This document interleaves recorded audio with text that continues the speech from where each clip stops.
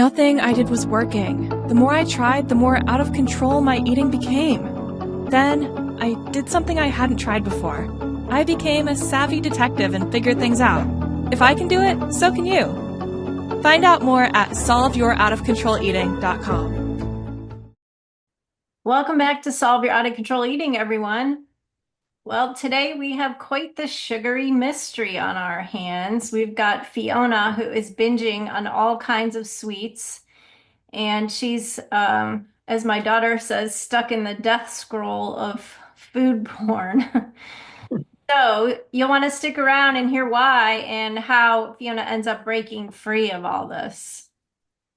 That's right, Michelle. For those of you tuning in for the first time, I'm Vicki Todd. I'm a child and adult psychoanalyst and an eating disorder specialist. And I'm Michelle Holtzberger, a clinical social worker. And we are here trying to help solve these real life eating mysteries and teach you how to solve them too.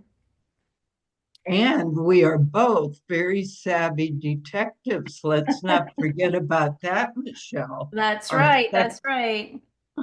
our second occupation. Trying to teach everyone else how to be detectives and search for their own clues about their own eating mysteries, right, Vicki? That's right. All right. Well, we invite you to step into our virtual office. You'll hear Fiona's brief therapy session, and then stick around afterwards. Vicki and I will pontificate with our practical advice. And here's Fiona. I'm addicted to Instagram and TikTok. At least that's what my husband says. He insisted that I come to therapy. He's really a kind guy, and he's worried. 2 weeks ago, he took my phone away from me like I'm his teenage daughter. He said we don't even talk anymore, that I'm always on social media. I thought I would go crazy without my phone, and I begged it to give him back, which he finally did. But when he caught me scrolling in the middle of the night, he lost it. He told me, "That's it. No more excuses. Either you get professional help or I'll go stay with my brother." Obviously, your husband's quite concerned. But what about you, Fiona? Do you think you have a problem? Yeah. Can you say more? Well, it all started because I wanted to lose weight. So I started following people who had succeeded. Low Carb Love, Shred Happens, Michaela Thomas, they're great. I know when they started their weight loss journeys, when they ate, and how many pounds they lost. I used to start my day searching for healthy recipes. And I did check out, even made some of the salads and main dishes. But it was the desserts. Oh, Fiona, I see a difference in you. You went from looking so dejected to being excited. It's the desserts. They do excite me. Now I spend hours scrolling through them, playing them over and over. I've saved so many that I had to buy additional storage space on my phone. I'm always sending them to myself in text messages or on Messenger. Stop scrolling. You have to make this decadent bowl of chocolate mousse. You'll never want anything else to eat. That's how good it is. I lost 47 pounds and I ate desserts like this every single day. These high protein Snicker bites may just be my all-time favorite ever. Viral alert. You'll die when you taste my 3-ingredient peanut butter bark. Oh my God. It's so good. I'm disgustingly obsessed with it. I could eat it for breakfast, lunch, dinner, and never get sick of it. I watch these reels so much I have them memorized, and I don't seem to stop. I even get notifications when my favorites post so I don't miss a single recipe. In fact, my boss noticed my phone vibrating yesterday, and I lied, said my mom was having health problems. Fiona, I see how stirred up you get just talking about all these desserts. Yes, I send all the good clips to my bestie and we moan over them. My emotionally disturbed brother says we act like a couple teenage boys at a circle jerk. He says food is my porn. When I go over to my parents' house and he sees me staring at the reels, he says, "Are you going to put in this in the spank folder?" Disgusting pig. But I do see why they call it food porn. For foodies like me, it is our porn. We're obsessed. Seems like it. Wonder why. I don't know. Well, I bet there's a good reason. All I know is I need to lose weight and I can't stop looking at all these sweets. Must be terribly hard to lose weight when you're always tempting yourself. It is. It would be like going on a diet and then getting a job at a bakery and stocking shelves with all your favorite sugary treats. I hadn't thought of that. You know, Fiona, it seems like you're putting yourself constantly in unmanageable situations, and yet you expect yourself to manage. Well, that's the story of my life. Tell me more. I do it over and over again. Overwhelm yourself? Yes. Any idea when this started? It's been happening as long as I can remember. I was the oldest in my family, and I had to do all these stupid chores that were too much for me. And then I had to babysit my two younger brothers and baby sister when my mom was busy. They wouldn't listen to me, so I was always yelling at them and hitting them. Oh, they'd start crying, and then my mom would start hitting me.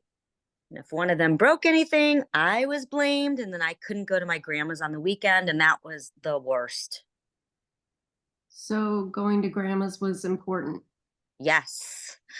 When I was at grandma's, it was so wonderful. No endless chores, no fighting brothers, no crying sisters, and no screaming mom, just peace and quiet. Oh, we would put together puzzles and play hearts and go to church and bake like crazy. We had so much fun. She taught me how to make all kinds of things like double iced brownies, peach cobbler, and fancy little cookies that you could eat in one bite. And trust me, I did. You look sad, Fiona. Oh, I am sad just thinking about it. Oh, I miss her so much. All right, listeners, let's dive into this sweet mystery. Vicky, what stands out to you with Fiona?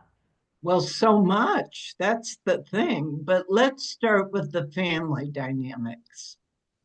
Her husband seems supportive, but clearly he's at wit's end. He understands that his wife has a problem, but he clearly doesn't know how to help her. I mean, I And feel sorry for the guy, quite frankly. I know, and the threatening to leave, I didn't like that one. But I wonder if he sees her just sitting around doing nothing about a problem and he feels like he can't take it anymore. I'm okay with him threatening to leave. I mean, if someone needs to put distance between themselves and their loved one temporarily to help the loved one kind of wake up, I don't think that's a bad idea, quite frankly. Well, let's go on to the mother. I mean, she's described as demanding, overbearing, punitive. She's really clueless about what her young daughter can do. So she gave Fiona these chores that were beyond her capabilities as a child. You know, I thought to myself, talk about setting a kid up to view herself as incompetent. Right, right. She totally put her in an unmanageable situation, that's for sure. Exactly. And then punished her on top of it. Exactly. So it's no wonder she cherished the visits with grandma so much. Exactly. Grandma's described almost as angelic, the source of comfort, safety, nurturance, love, all things good.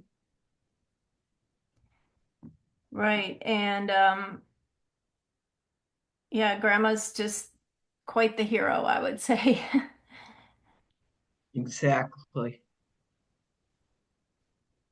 The baking reels, all of these intricate recipes, it's all bringing her back to those peaceful, happy times with grandma. It's like she's trying to keep that connection alive. Right, right. That whole pattern of her childhood, right? This is all bringing back grandma. So, Right. and And in clearly, Fiona's bleak childhood, well, who wouldn't cling to grandma for all they were worth? But right, here's where it gets sticky or layered. Fiona is repeating patterns of her childhood. Just like her mother set her up with impossible tasks, Fiona sets herself up for failure by surrounding herself with desserts while she's trying to lose weight. You said it earlier, Michelle. She puts herself in unmanageable situations like her mother did, and she expects herself to manage. right. I liked when the therapist said it's like working at a bakery and having to stock the shelves with all these treats and expecting yourself to not be craving them constantly. Exactly. Yeah. Constantly overwhelming herself. It's like she's recreating the emotional chaos from her childhood all over the place. She puts herself in the unmanageable situation. She expects herself to somehow manage. And then she comforts herself with sweets, just like grandma did. Right. Those desserts are a stand in for the love and safety she felt with grandma, but they're also a distraction from the sadness she feels about the loss of the grandma. Well, and I'm going to add a little more to this because in our book, we talk an awfully lot about the importance of the mother's love too. So I think there's another loss here, the fact that she didn't have the mother's love. So she's missing grandma and trying to connect. But then if we go even a little bit deeper, right, that she didn't even have the mother's love in a way that was satisfying to her. So she's craving love from the mother, she's craving love from the grandma, and she's craving all these sweets. Right. Sweets are a stand in for maternal love, which the mother wasn't very good at giving. Right, right. You know, this reminds me of so many parent patients I've had who have lost important people in their lives, and they would bring them back with food. You know, we talk about this at length in our book, Solve Your Out of Control Eating, which is available on Amazon. Oh, that But, was smooth, Vicky. oh, thank you. Thank you. But all the patients that we talk about in the book found non-food ways to identify with their loved ones. I remember one played the piano like mom, one garden like dad. You know, I'm a cat lover, just like grandma. There's all kinds of ways to identify. Right. So what you're saying right now is so important for our listeners, and that is the big question. How does Fiona start to break the cycle? So the first step would be just an awareness. But now Vicky's talking about sort of the next step, right? Exactly. Well, an awareness would be first. Second step would be feel your feelings. You can't avoid them. You've got to feel your feelings. And then the third step would be to find other ways, healthier ways to identify with the loved ones in your past. And I hesitate saying it because, you know, we all have dishes we make. Oh, this is what my mom used to make. It's when it's obsessive, like Fiona, that it gets you into big trouble. Right. I mean, if the husband is saying it's like I'm married to a teenager who's just scrolling all day long, clearly Fiona's crossed the line. Exactly. She's Yeah. regressed. He's not dealing with an adult anymore. Right. He's dealing with, at best, a teenager. Right.